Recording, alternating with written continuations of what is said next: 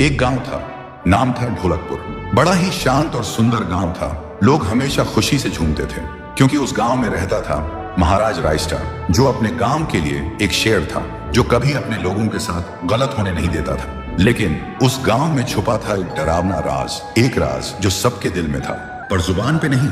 गांव के बीच एक सूखा हुआ पेड़ था जिसे लोग कहते थे श्रापित पेड़। ना कोई उसके पास जाता, ना कोई उससे आंख मिलाता। हर पूर्णिमा के अगले दिन उस पेड़ के नीचे एक लाश मिलती थी।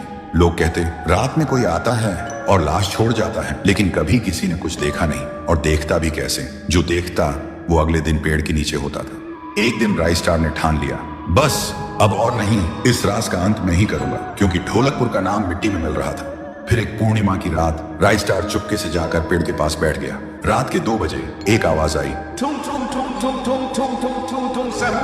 और फिर वो पेड़ भूत में बदल गया। वो भूत कुछ अजीब सा था, एक भयानक शैतानी हंसी वाला चेहरा, आंखें बड़ी बड़ी। वो पेड़ चल के एक घर के गेट को जोर जोर से खटखटाने लगता है। तभी एक आदमी डर के मारे आवाज सुन के बाहर निकलता है। वो भूत अपने लकड़ी जैसे हाथ से एक ऐसा थप्पड़ मारता कि उसकी सांस वहीं थम जाती है, और उसी जगह उस लाश को ले जाता है और वापस फिर से पेड़ बन जाता था। देखते ही रायस्टार का दिल कांप जाता है, पर वो कुछ बोलता नहीं। सुबह लोग भीड़ में जमा हुए और रायस्टार ने पहली बार उस पेड़ से बात करने की कोशिश की। पेड़ के अंदर से एक आवाज निकली, क्या तुम सब भूल गए मुझे? रायस्टार बोलता है, तू कौन है?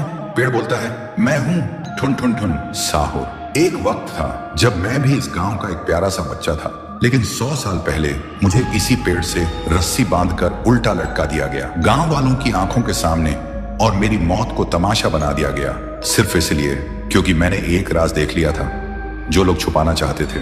और उसी पल से मेरी रूह इस पेड़ से जुड़ गई।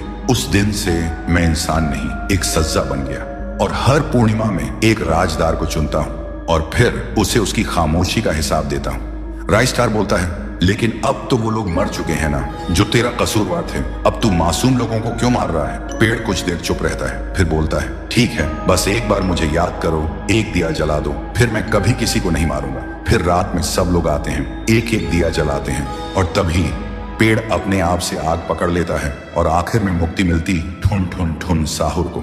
उस दिन के बाद गांव में कभी कोई लाश नहीं मिली। हर पूर्णिमा में लोग एक दिया जलाकर उसकी यादों को जिंदा रखते हैं, क्योंकि अगर भूल गए तो सपने में एक आवाज सुनाई देती थी, ठुम ठुम ठुम ठुम ठुम ठुम ठुम ठुम ठुम साहुर।